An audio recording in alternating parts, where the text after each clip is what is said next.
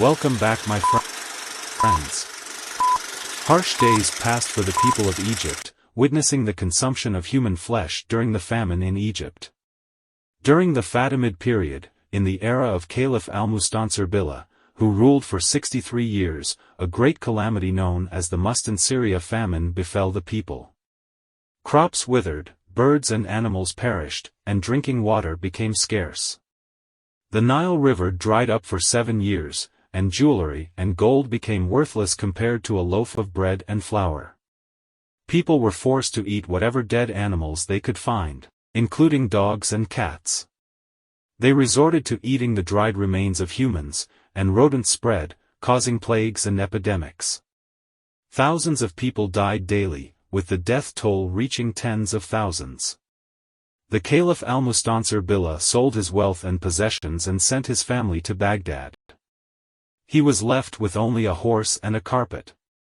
He had another horse that he would ride alongside the horse, until one day a weak guard was distracted and a thief stole it.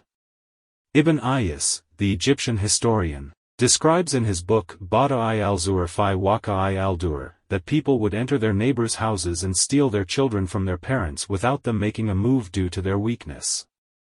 The children would be taken and eaten.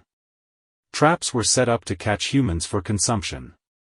One person sold his house for 90 dinars when its actual value was 900 dinars, just to buy a sack of flour. Dogs were sold for 5 dinars each. Until the year 703 AH, Badr al-Din al-Jamali was appointed by al-Mustansir as the vizier.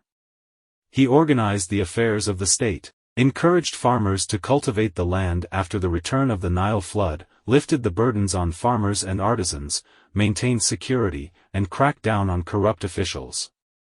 Conditions returned to their previous state and even improved. Trade flourished, and the population began to increase again after Egypt lost a third of its population, 1,600,000 souls, at a rate of 1,000 victims per day. It is naive to attribute the causes of this famine solely to the drying of the Nile. Rather, it was due to the mismanagement of the ruler and his government, who were preoccupied with igniting sectarian conflicts among the people, the soldiers, and the political elites. Egypt was in a state of dirty civil war before the famine, and they were preoccupied with that instead of providing and storing food supplies. This led to the worst famine and calamity that befell Egypt.